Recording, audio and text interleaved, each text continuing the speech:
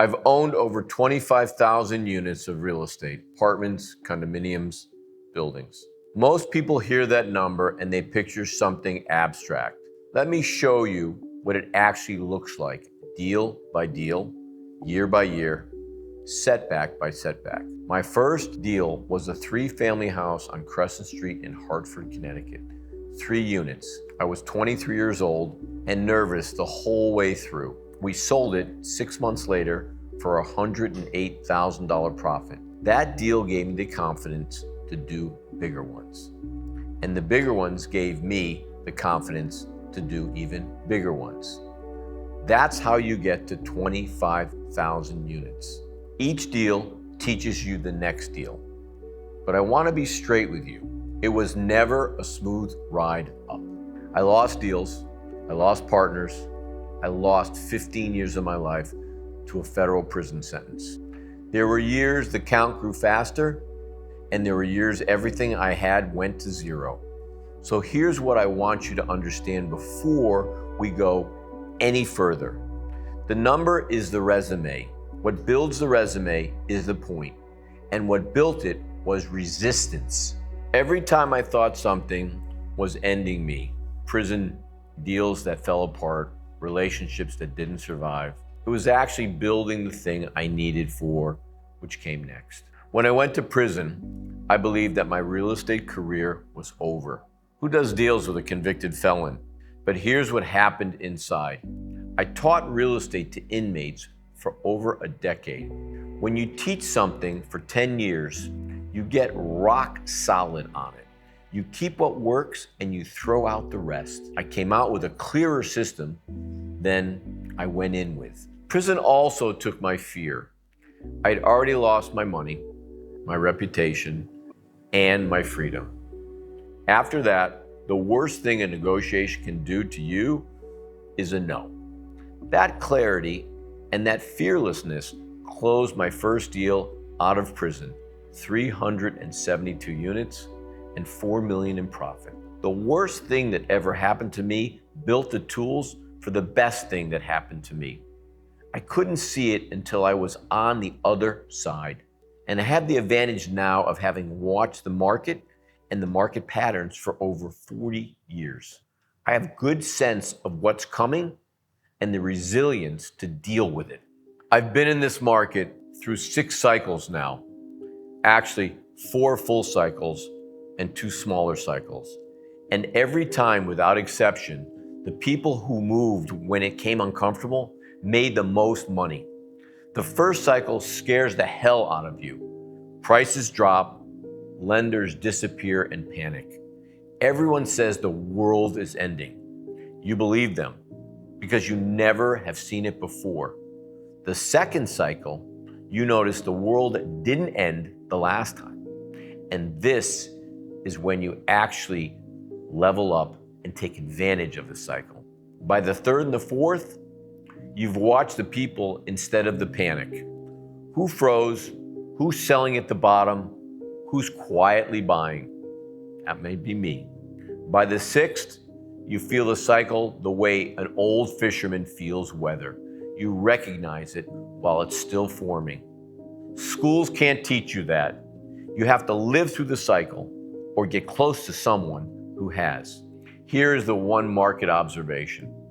Since Dodd-Frank, the banks do not have to mark their assets to market.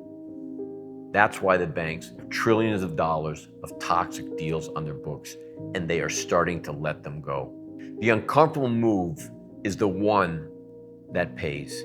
And it turns out the scientists back me up on this, which brings me to the last idea I want to leave you with this week. Post-traumatic growth isn't just a psychology terms, it's a data set. And if you've ever stalled, really stalled, after the deal went wrong, this is going to reframe everything. Psychologists have studied people who went through real adversity, and a big percentage of them come out stronger than when they went in. Psychologists have studied people who went through real adversity, and a big percentage come out stronger than when they went in. Clearer priorities, better decisions under pressure, It's called post-traumatic growth, and it's measurable. I watched it in prison every day. The men who made and did something with the time that they were serving. They studied, they got right spiritually. They put the dead time to work on themselves. So if a deal went bad on you, and you've been stalled ever since, hear me. That failed deal is paid for experience. You took the loss, but you haven't collected the lesson yet. Collecting it is starting with gratitude. I know how that sounds coming from me. But gratitude kills self-pity, and self-pity is what keeps you stalled.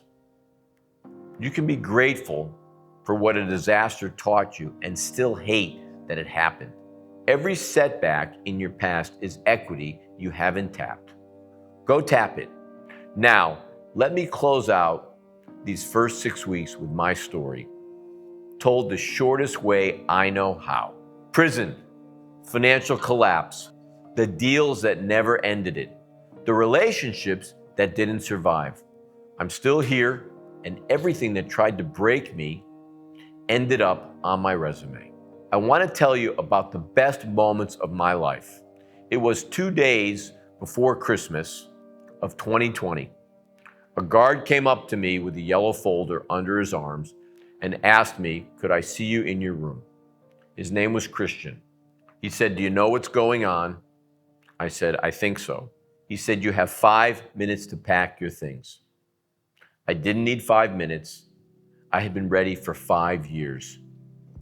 A coffee mug my students gave me, a thank you letter from one of my classes, my religious books.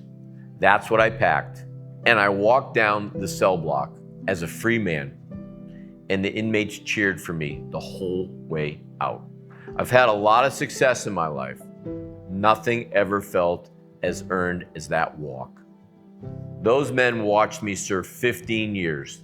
They watched me study law in my cell, fight my case, and help them fight theirs. They watched everything that was supposed to break me get put to work instead. That philosophy I'm leaving with you this week. Resistance is the resume. Everything hard that pushes back on you is a qualification. If you do the work. That's my story. 6 weeks ago, most of you didn't know my name. Now you do. And next week, I want to start asking about yours. What's your cage? What cage are you still in? And what you're going to do with the chance you have right now. See you then.